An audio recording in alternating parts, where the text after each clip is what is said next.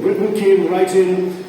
There were actually these weavers making fine muslin, light as woven air, it was said. And Britain came right in, smashed their thumbs, broke their looms, imposed tariffs and duties on their cloth and products, and started, of course, taking the raw materials from India and shipping back manufactured cloth, flooding the world's markets with what became the products of the dark and satanic mills of Victorian England. That meant that the weavers in India became beggars, and India went from being a world-famous exporter of finished cloth into an importer, went from having 27% of world trade to less than 2%. Meanwhile, colonialists like Robert Clive bought their rotten boroughs in England and the proceeds of their loot in India, while taking the Hindi word loot into their dictionaries as well as their habits.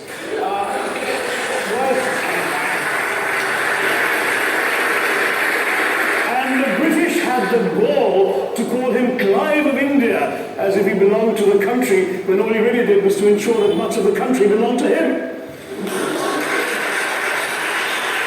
By the end of the 19th century, the fact is that India was already Britain's biggest cash cow, the world's biggest purchaser of British goods and exports, and the source of highly paid employment for British civil servants. We literally paid for our own oppression. Between 15 and 29 million Indians died of starvation in British-induced famines. The most famous example, of course, was the Great Bengal Famine during the Second World War, when 4 million people died because Winston Churchill deliberately, as a matter of written militant policy, proceeded to divert essential supply from civilians in Bengal to sturdy Tommies and Europeans as reserve stockpiles. He said that the starvation of anyway underfed Bengalis mattered much less than that of sturdy Greeks. This is Churchill's actual quote. And when conscience-stricken British officials wrote to him, pointing out that people were dying because of this decision, he peevishly wrote in the margins of the file, "Why hasn't Gandhi died yet?"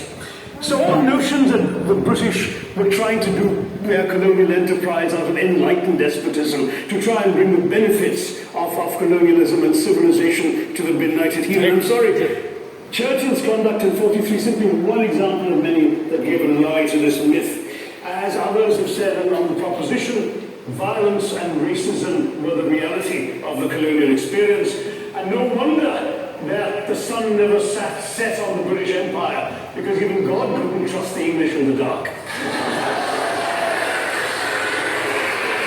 But let me quantify World War I for you. 1/6 of all the British forces that fought in the war were Indian. 54,000 Indians actually lost their lives in that war. 65,000 were wounded, another 4,000 remained missing or in prison.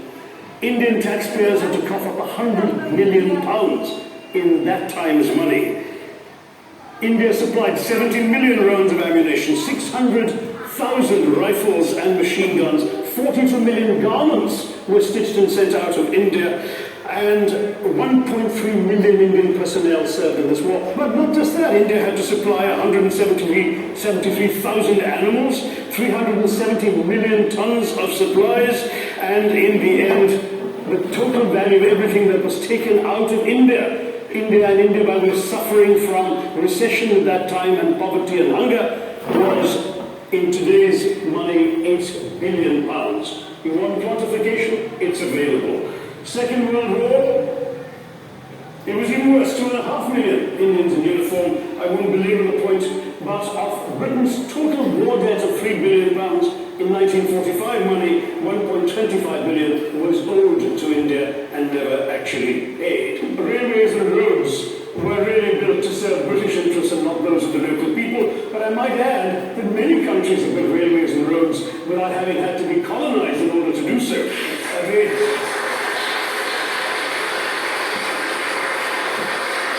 They were designed to carry raw materials from the hinterland into the ports to be shipped to Britain. And the fact is that the Indian or Jamaican or other colonial public, their needs were incidental. Transportation, there was no attempt made to match supply to demand for mass transport, none whatsoever. Instead, in fact, the Indian railways were built with massive incentives offered by Britain to British investors, guaranteed out of Indian taxes paid by Indians, with the result that you actually had 1 mile of Indian railway costing twice what it cost to build the same mile in Canada or Australia, because there was so much money being paid in extravagant returns. Britain made all the profits, controlled the technology, supplied all the equipment, and absolutely all these benefits came as private enterprise, British private enterprise, at public risk, Indian public risk. That was the railways as an accomplishment. We were denied democracy, so we had to snatch it, seize it from you. With the greatest reluctance, it was conceded in India's case after 150 years of British rule, and that too with limited franchise. British aid to India is about 0.4% of India's GDP. The government of India actually spends more on fertilizer subsidies, which might be an appropriate metaphor for that argument. It's been pointed out, for example, the dehumanization of Africans in the Caribbean, the massive psychological damage that has been done, the undermining of social traditions, of property rights, of the authority structures of these societies, all in the interests of British colonialism. And the fact remains that many of today's problems in these countries, including the persistence, in some cases the creation of racial and ethnic and religious tensions, were the direct result of the colonial experience. So there is a moral debt that needs to be paid. Someone challenged reparations elsewhere. Well, I'm sorry, Germany doesn't just give reparations to Israel.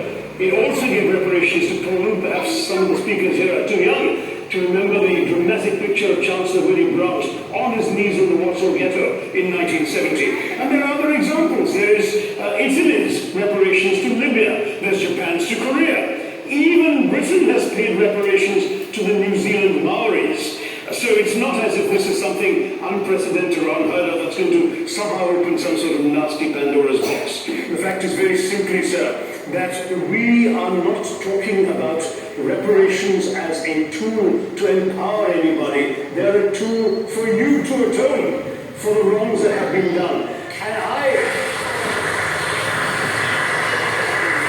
am quite prepared to accept the proposition that you can't evaluate, put a monetary sum on the kinds of horrors people have suffered. Certainly no amount of money can explain the loss of a loved one, as somebody pointed out there.